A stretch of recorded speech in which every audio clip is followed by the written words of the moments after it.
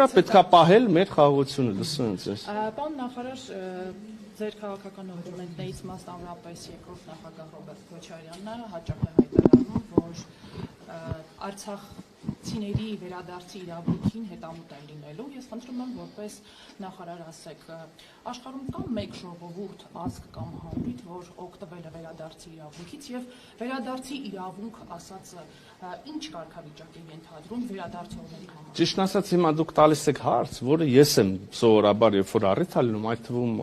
խորհրդանում եւ հանձնաժողովի աշխատանքների ֆորմատով, երբ որ ասում են վերադարձի իրավունք, ասում եմ մի հատ խնդրում եմ, ինձ կասեք դետալիզացված, այդ վերադարձը ոնց է իրականացվելու, ինչ պայմաններով։ Ենթադրենք,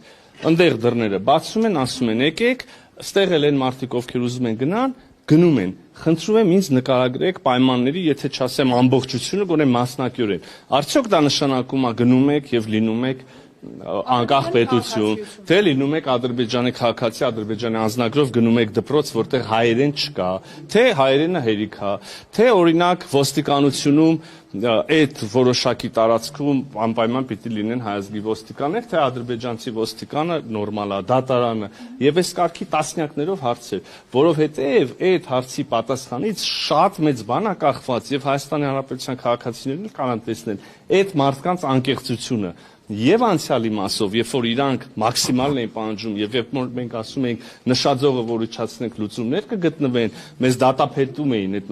ազգային բաներին դավաճանելու համար։ Հիմա տեսնենք կարող է պարզվի այդ մարդկանց նշաձողը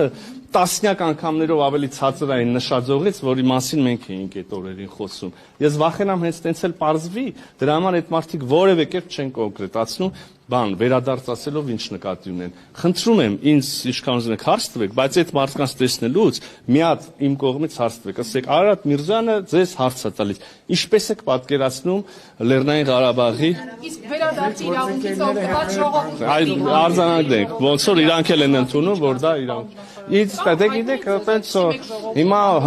ճիշտ ասած տես չեմ նայել, հիմա հնդածս փորձում եմ հարցը տվեցիք, հիշեմ պատմության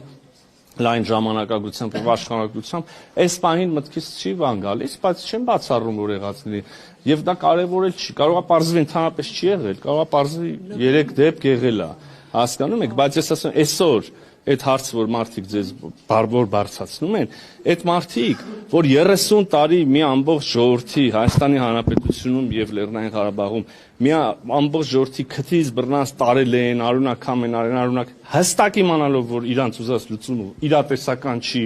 մարդիկ են մոլորության մեջ են եղել, այդ թվում ես նորից չեմ ուզում ամեն անգամ ուզում եմ իմ մեղքը շեշտեմ, որ հանգած չմտածեք, ես դիստանցավորում եմ դրանից։ Խաբել են, հիմա էլ են ուզում այդ նույն նարատիվներով խաբել մարդկանց։ Այս համատեքստում եւս մի հարց պարոն նախարար ձեր թույլտվությամբ։ Հիմա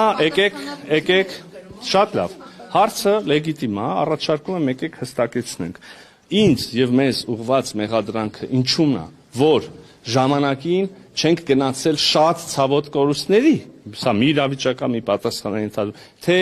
չենք կռվել, թե կռվել ենք, զոհերը տվել ենք, թե պետք է չտայինք հանձնելով, թե որտեվ այս մեղադրանքների մեջ իրար մեջ մեծ հակասություն կա։ Եթե երկու տարբեր մարդ ամեն մեկը մի այդ մեղադրանքներից մեկը ուղի, մեկը ասի դուք հիմար էիք եւ չգնացիք լուծումների, ջանդամ թե ժողովուրդը դա չէր պաշտպանում, չտվեցիք հողերը, սա մի մարդ ասի, եւ այն մյուս մարդը ասի, որ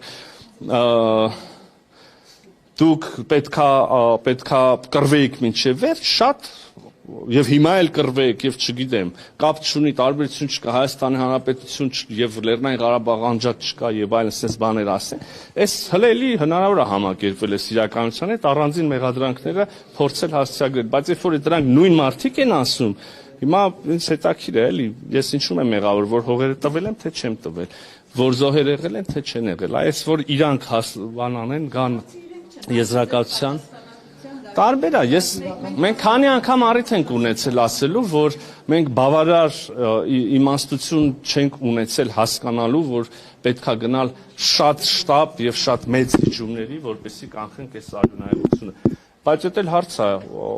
եթե մենք ունենայինք բավարար այդ իմաստությունը եւ համարձակությունը, դա ինչքանով ընդունելի կլիներ Հայաստանի Հանրապետության ժողովրդի համար, այս էլ առանձին ուսումնասիրության նույնիսկ թեմա է, լսում ձեզ։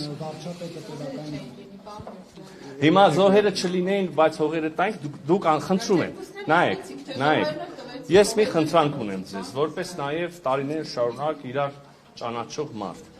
Դուք իրավունք ունեք այդ մեղադրանքները ինձ հնչեցնել, նաև լրագրող եք, հարց եք տալի։ Կարող եմ ես ձեզ նույն հարցը տալ հիմա։